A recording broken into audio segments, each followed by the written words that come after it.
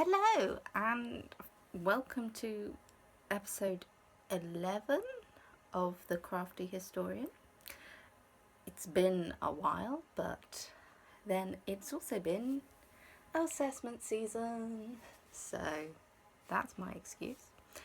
But yes, my name is Rachel. I am a second year history student at the University of York. All my second year exams and projects are done, so hopefully I will soon be able to start these with saying that I am a third year history student, with all the torture that comes with that. So, huzzah. It's been a while, as I said. I think the last time was March. It is the 7th of June today, and yeah, I've been through some ups, some downs.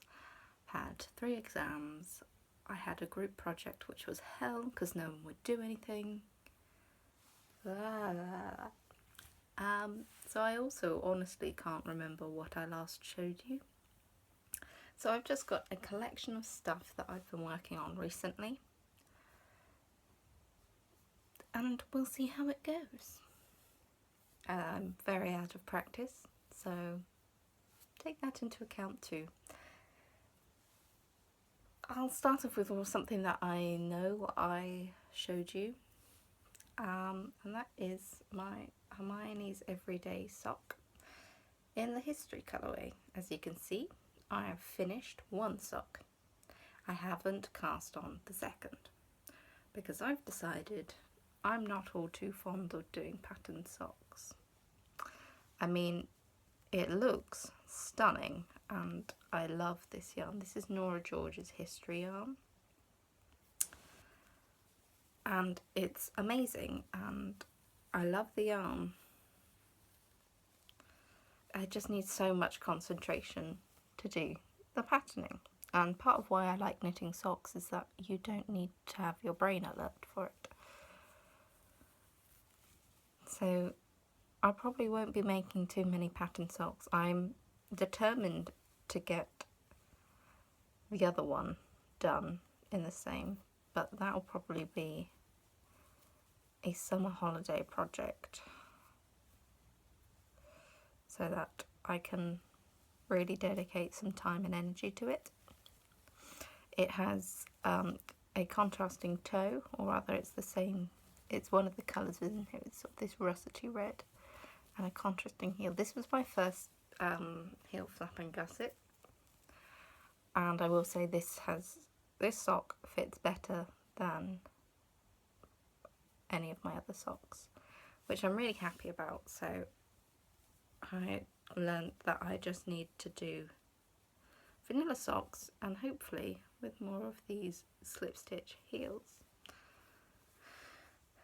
So yes, I just have one lonely sock of my Hogwarts history socks to show, because patterning, not really for me. So I'd had like a sock plateau. I hadn't knitted socks in ages because this was the only sock that I had on the needles, because I only had one pair of needles and it took me for ages to sit down and actually kitchen at the toe on this. So of course what do? I go and buy a cheap pair of needles, and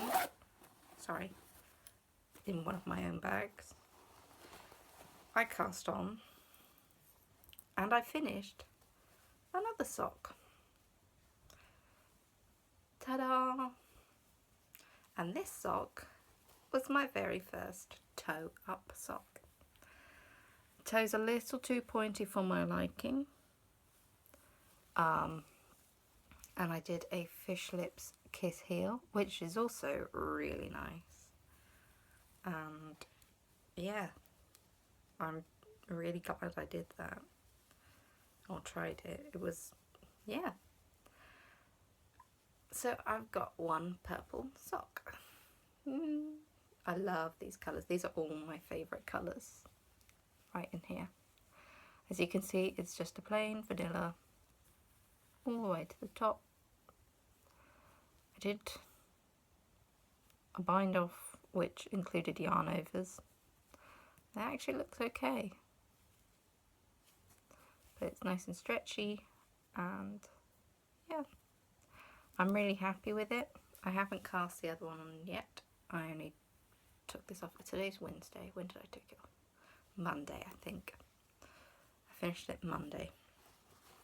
So yes, and it has 15 rows of rib at the top. I've usually done 20, but I was figuring that's quite long. Not that you can see much difference. This is definitely thinner fingering than the King Cole zigzag, which is what this one is. But these make really thick warm socks, so I quite like knitting in my socks out of King Cole zigzag. They seem to suit me and my style of knitting, because I use 2.75mm needles. I'm sure a thinner fingering would be great if you were using 2mm or something like that, but my fingers don't work that small. They struggle sometimes even with the 2.75s. So I think slightly thicker weight yarn is possibly how I will knit my socks. I'm really happy with this. So I have 2 socks, but they're not a pair. Oh well. I'll probably finish these before I finish the others though, because they're mindless, and I quite like mindless. It's what we need. Speaking of mindless, I can't remember how much of this I showed you. So my cozy memory blanket, or just my mitered square blanket, if you either have forgotten or this is your first time finding me, it's been a long time. I don't know what's going on. If you haven't seen, or if you don't remember, what I do is I do 2 identical sections so that I can have them in opposite corners. I'm focusing on getting them to, hold it right way up, this state here. So my aim at the moment is to make the other one to this stage. I don't know how much of this I've shown you, but this is the finished first square. I've got minis from Nikki of the Tea and Possibility podcast, and some from a random act of kindness from the Cramped Hand, Betsy. So this is how it's supposed to look. And this is my other section. Bear with, bear with, bear with. Ta-da! Oh, no, come back. There we go. That's the wrong way round. It's been long time. As you can see, this one has no ends woven in. There we go. So, I know, especially, I can't remember how much of this you've seen, but I know especially I knit this one and this one last night. Went to the cinema to watch Wonder Woman with some friends, and I managed to knit in the dark for the first time. I only knit this one. Yes. Although I would recommend not taking a stitch marker, or taking a stitch marker that you can unclip, because the first time I started knitting this in the dark, I actually knit the stitch marker into my knitting, and then I had to rip it all out. So don't do that. So as you can see, I've just got 2 more squares, and then I've got this one squared off to match this one, and then I can work on the other 2 sections to see if I can just bulk them out to this size. That's upside down.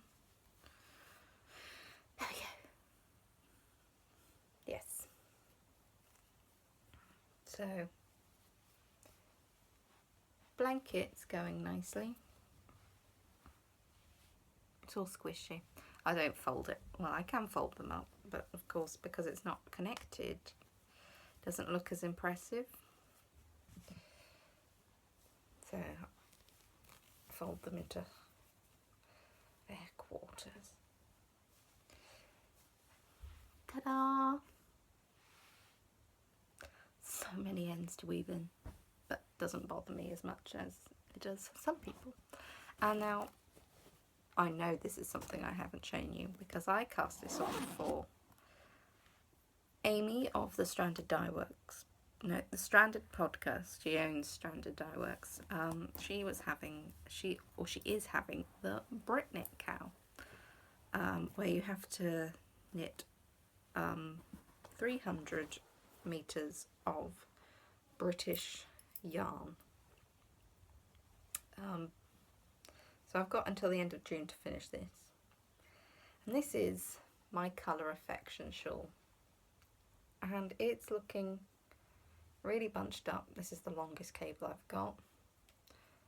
And the rows are getting really long. But I'm having so much fun.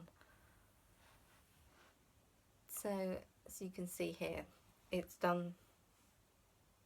I was gifted the pattern. I can't remember who by, but whoever you are, thank you. So my British yarns are Trusty King Cole Zigzag as my base, and Amy's Stranded Dye Works in Funfair, which has all of these amazing colours. So blues and greens and yellows and purples and pinks and oranges. And every colour is in here in these beautiful, beautiful jewel tones. My additional one is just a Knit Picks canopy, which I also got in a package, which is actually it's taking over the shawl more than I thought it would, but it's okay because I can wear it with this. Ow!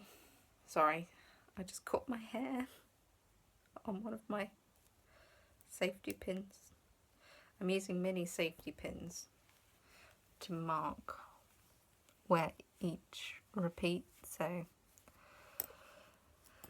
it's a 6-row repeat and each one of these marks where they are, so I know if I'm increasing or which type of increasing I'm doing at each end. And then on this end I've divided it up so that I know how many sections I've got left to do. So I've got 1, 2, that one looks long. No, it's not. 1, 2, 3, 4, 5, 6 to go. And it gets bigger every time.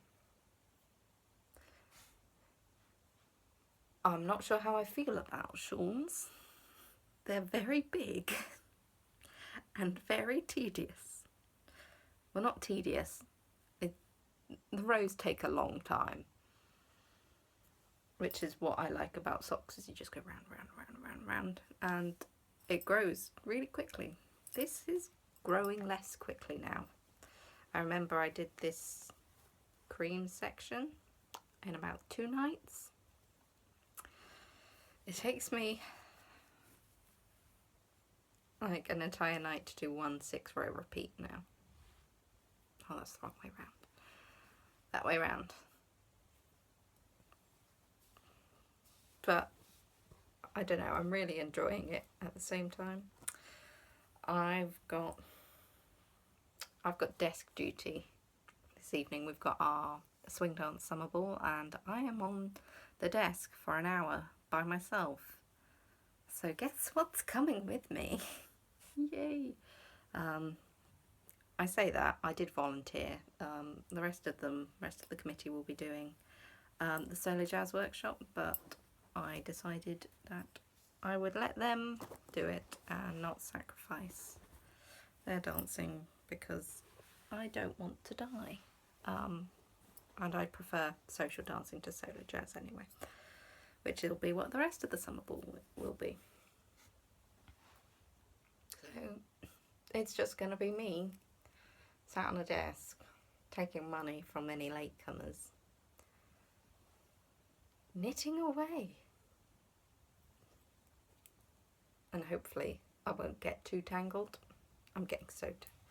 I have to have all three of them laid out in front of me and not sort of wrap them around each other, because otherwise I'm getting really confused. I mean, this is going to have to be dealt with when I sit down to start on it again.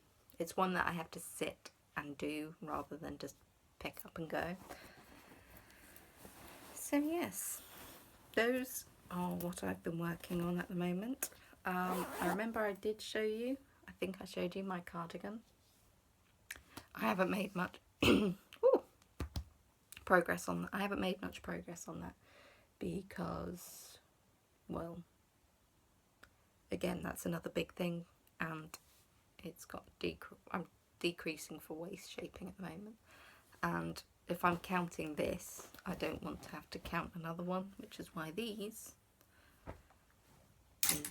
will, make good alternatives to this. This is another bag that I made myself. It's blowing out horrifically. There we go. It's just some fabric I had left over from, yeah, this is the thing. I got 3 bin bags worth of curtain remnants about 4 years ago, and I think I'm almost at the bottom of it, but they make really nice bags like this because they're nice and sturdy fabrics. So that's what's going on. But more excitingly, over the past weekend or so, I've been doing a little bit of sewing. So happy. I went home for the weekend and I decided, you know, I'm going home for the weekend, I will have access to my lovely big sewing machine. I'm gonna make a dress. As you do. I mean, I was also home to, you know, see my family, but I made a dress as well. I bought the fabric at a vintage, yeah, it was the Festival of Vintage in New York at about April, at the end of April I think it was, and it was a vintage sheet. So my mum has decided to call this either my pillowcase dress or my deck chair dress.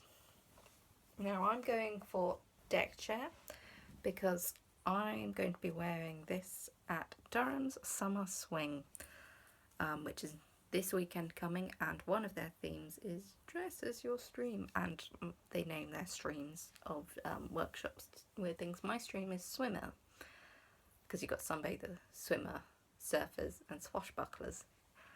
This is gonna sound really ridiculous if you've got no idea what I'm talking about. But anyway, my theme was swimmers. I wasn't going to go in my bathing costume. That would have been really, really awkward.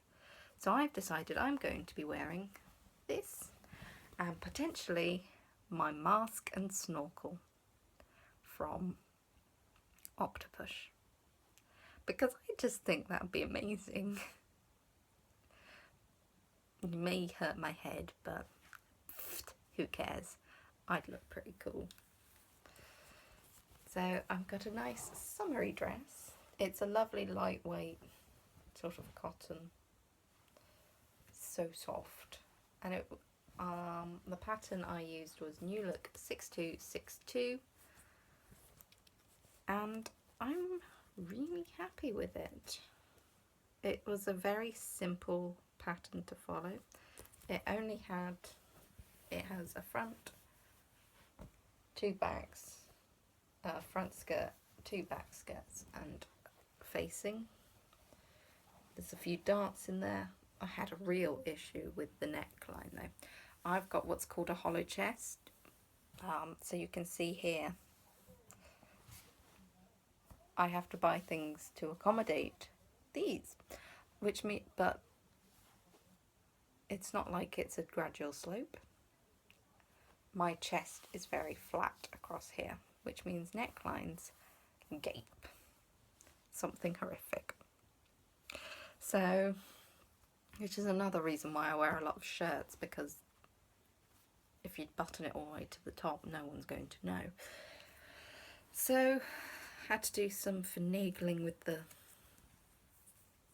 neckline and the shoulders.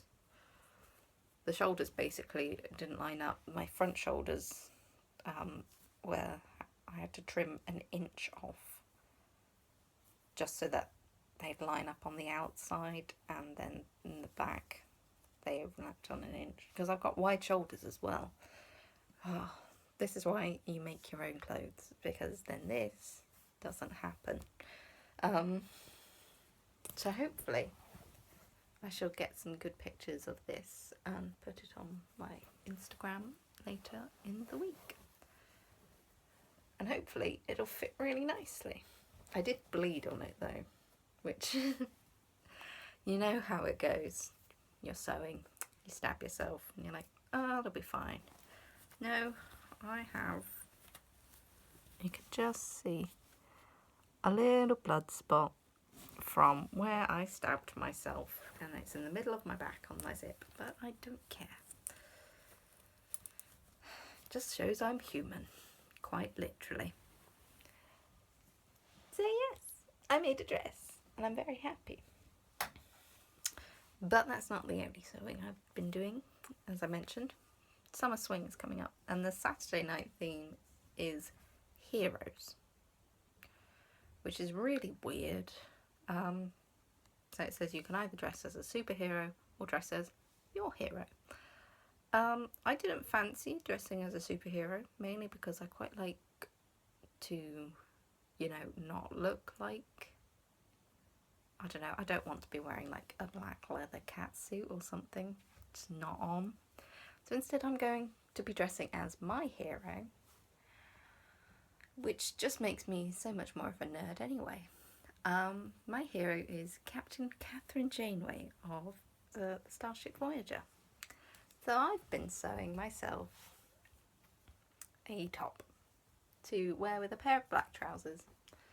I say sewing, all I did was I took 2 t-shirts from Primark and chopped it in half and sewed it together. But it's like, if you know what it is, it's iconic enough. You know the minute you see that, you're like, oh, I know what that is. Yeah. But I also made, hang on, safety pins. There we go. My own Star Trek communicator badge. Oh, don't focus on me, focus on the badge. Focus. Maybe. I can't tell. So yes, this is made out of felt. I've got a base on the back, which was a thick, heavy duty felt, so this was much more solid than felt usually is. And then I've got the gold to do this bit, I don't know what they're called, and the grey for the insignia. Put it this way, if someone recognises who I am without me prompting them, I may kiss them. Because, you know, people who know who Captain Janeway is, because I'm going to do my hair like her too. I've got coming in the post a grey top with a neck, and I'm going to sew 4 buttons on to be my, no, they're on this side, 4 gold buttons to be my captain pips. If someone recognises who I am, yeah, it will be a really proud moment, because I mean, Trekkies are far and few between anyway. I mean, even those ones who have seen the what's it called, the reboot, they're not going to know who she is. I mean, they're not true Trekkies either, but we're not going into that right now. Hang on, I'm just pinning it back onto my shirt. There we go. Ta-da! But yeah, so most people, if they know a little bit of Star Trek, they know the originals, so Kirk, Spock, Uhura, Bones, Scotty, people like that. They know Next Generation with Jean-Luc Picard, Beverly Crusher, Riker, Troy. Some people know DS9 with Captain Sisko and things like that. Very few people know about Voyager. Because it had a girl and it was all different. I don't care. It was my favourite one and it still is. I've got the box set. I'm planning to like binge watch tomorrow in preparation. Or no, binge watch on Friday. I've got to write a dissertation proposal tomorrow. This is my life right now. So yes. Oh, and then you've got Enterprise, but no one liked Enterprise. And they've got a new one coming out, but I've got no idea how I'm going to be able to watch that either. Yes, Star Trek. Some of your estimations of me have probably now plummeted through the floor. I don't care. What you can't see, and this is the dress for my summer ball here, what you can't see behind this, because it's a bit too tall, is actually a giant Star Trek poster. Because I am a giant nerd. Ta-da! Anyway, so yes, that's some sewing and some knitting. I don't have to hand any scrapbooking that I've done. I've done a little bit, not a lot. Yeah, I did reward myself for the end of my exams by buying wool or yarn, but in my defence it is to make Christmas presents. So I put in an order to Wool Warehouse and this came through the post. Look at it, there's so much in here. So yes, this is, let me find them. That's probably not going to focus either. This Wool Warehouse, oh no, that's okay. Because I find they're affordable. So most of these are for Christmas presents, with the exception of one. This is Serdar Heart and Soul sock. This is the Twist and Shout colourway, I believe. And this is for me, because aren't those colours amazing? We've got teals and pinks and blues. There's a little bit of grey and cream in there as well. I've never knitted with Serdar, but it feels fairly similar to the zigzag. And this is 100 grams, 75% wool, 25% nylon. So they will be for me. And the rest of these now, I've got two 50-gram sheep's skeins, one in black, one in white for contrast heels and toes. So I'm going to probably be able to get a few out though. So they may be for me, they may be for my Christmas presents. Because I've got 4 pairs of socks that I'm knitting. I've got 1 pair for my friend Grace, which I've already got the yarn for. Got 1 for my mum, again, 1 for my friend Paulina, and 1 for my godmother. So, the ones for my mum, I'm going to be using this King Cole zigzag. This one I think is called Waves. Yes, 1251 Waves. It's got these lovely blues, browns and greens. My mum's favourite colour is blue, so they can come out. For my godmother, I've gone for these blues greens. This one's called Michigan. Don't know why, but it is. If anyone's from Michigan, they can tell me, are these your colours? Who knows? I've got no idea how these will knit up.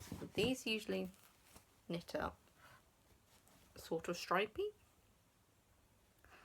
No idea how this one's going to go. Dappled, probably. So that's for my mum. That's for my godmother. And for my friend Polina, she chose the yarn.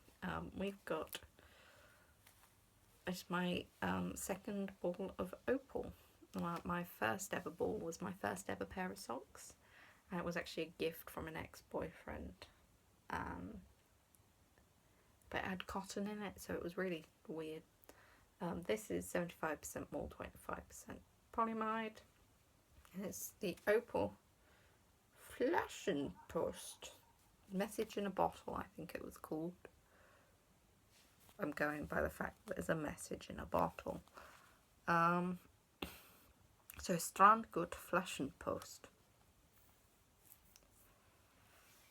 From my bad German, I'm seeing Strandgut. Good strands. I don't know. But I think these were all sea-based. There was one called like Lighthouse or something like that. These are lovely purples and greys and some pinky speckles.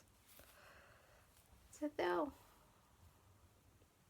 be really nice to work up. There's a picture on the back here of how they work up, and she's gonna love them. I'm gonna love knitting them. So yes. Ta-da!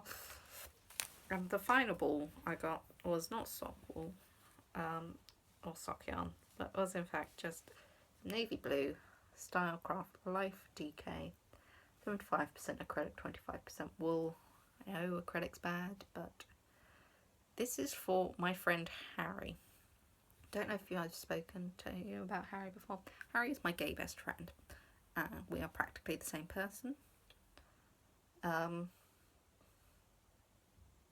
Yes, and I'm going to knit him a hat for Christmas, but it needs to be very washable because he plays Quidditch and he sweats. Well, that's his words, not mine. But yes, he plays Quidditch. Yeah, Quidditch. He was Quidditch captain last year. He's now the Quidditch president, so you know. He's kind of into his Quidditch. So I'm going to knit him a hat for Christmas / birthday. You see, that's what's even weirder. We've both got the same birthday as well. Same birthday day and same year because he took a gap year. I had my leave of absence. Which, like, this is weird. Yeah. So he's getting a hat. I think the one I chose was to do the Jacques Cousteau hat. I'll link it somewhere. But yes. I don't know, it's really bright. Oh, it's because my light's on. Can you tell I haven't done this in a while? Maybe. So, there's a little yarn mountain. All of that came to under 30? Yeah, definitely under 30. It was whatever I needed to get free shipping. Because why pay for shipping? Okay. So that, I think, is all of my crafty stuff at the moment. Yeah. It's been very rambly. For history, I'm going to, because I've got to write my dissertation proposal, I'm going to try and vocalise what I want to say in that proposal to you guys, and then hopefully that'll make it easier for me to fill in the form. I don't like filling in these dissertation forms. What if they say, no, that's stupid? I will cry. But anyway, if you don't want to hear about my dissertation concept, thank you for watching. I forgot to say at the beginning, if you want to follow me on Instagram, I am Ravenclaw Rachel, and on Ravelry I am Rachel Ravenclaw. And I hope to see you again soon, hopefully sooner than this crazy chaos. And yes, stick around if you want to hear about my dissertation. Okay, so my dissertation, I'm at the end of second year, as I said. Dissertation is due at the beginning of summer term next term. So 10,000 words, and I'm looking to do my research on the medieval Wheel of Fortune, which is not a game show. We'll say that to start off. It's not the game show. The Wheel of Fortune is the idea, or the visual representation of sort of life. And it's this image of a wheel with a woman who turns it, whichever way she turns it. We're going to say she turns it that way. This is Fortuna, a Roman pagan goddess, and these pitch up in the middle of Christian Europe, so it's a bit weird to start off with. But the idea is you start at the bottom, sort of being crushed by society, and then you start to rise. You rise, you're climbing, you're aspirational, and then you reach the top and you're at your full best power. But then she turns it and you crush. You get crushed, and you get crushed by the own turnings of the wheel. And everyone is at different stages of the wheel. If you're rising, someone else is falling. And she turns it blindly. She can leave it, but she can turn it like that. And this old idea of blind fortune, she doesn't care. She just turns her wheel. You go up, you get crushed. And I think it's a fascinating concept, but no one has ever really focused on it specifically. It arises as sort of like a byproduct, as this idea that within medieval society, for example, for one of my modules, I read a biography of Charles I of Anjou, and it says contemporaries at the time. It's just this little 2-line section saying that he rose and fell with the Wheel of Fortune. That's all it said on it. And I was like, so what else? So I'm looking at the moment into my primary sources, looking into the Carmina Burana and the song O Fortuna, because that is medieval, and it's all about her and her blind wheel, and I need to look deeper into why it was produced, how it was produced, things like that. I'm looking into Boethius and his constellation of philosophy. What else? Oh, it just pitches up everywhere, so it's clear that it was an idea percolating through society. It was this, like today we've got these ideas of, we all know what we mean when we say, oh, I can't think of anything off the top of my head now. Anyway, we use metaphors and idioms. We know what it means, but if someone in the future or in the past had heard it, they'd probably not be able to discern it. And it's sort of these things, this idea of luck and fortune, these pagan ideas of superstition, how do they factor into Christian society? So I need to somehow figure out 3 sections. I know one section will be on like Romanness in medieval, because that pitches up. You've got Christine de Pizan and her The Court of Ladies. She was one of the first female writers, and one of her books, The Court of Ladies, focuses on all of these great mythical characters and Roman sort of ideas. And Fortuna pops up, so that's how I first identified it. But this idea of resurrecting Rome sort of all over the place. So although Rome is sort of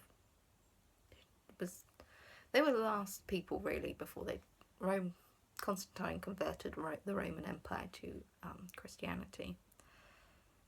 So they're very pagan.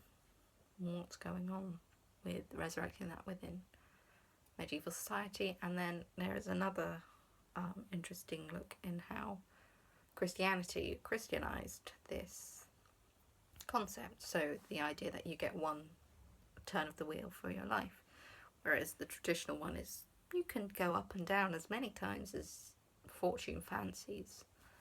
But the Christian idea of you're young, you rise, you're at the peak of your life, you get crushed. How that morphed and changed, and whether we can find representations of that, what this meant for medieval society. My third section, I have absolutely no clue. I might put in a section on the wider societal constructs of cycles, but I don't know. That would be huge, and I don't want to do something. The Wheel of Fortune is huge enough anyway. You don't want to be going all guns blazing into, hey, let's just waste 5,000 words on something that is just more and more complicated. I want my dissertation to be one of the best pieces of work I've ever produced. And to do that, I need to have a very clear focus, which means I need to figure out over the summer how it's going to work, do lots of reading. So yes, hopefully that was interesting. If you've stuck around, thank you. I'm folding things again. As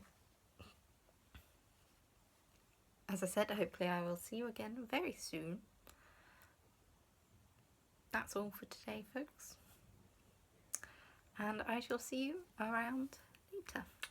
Bye.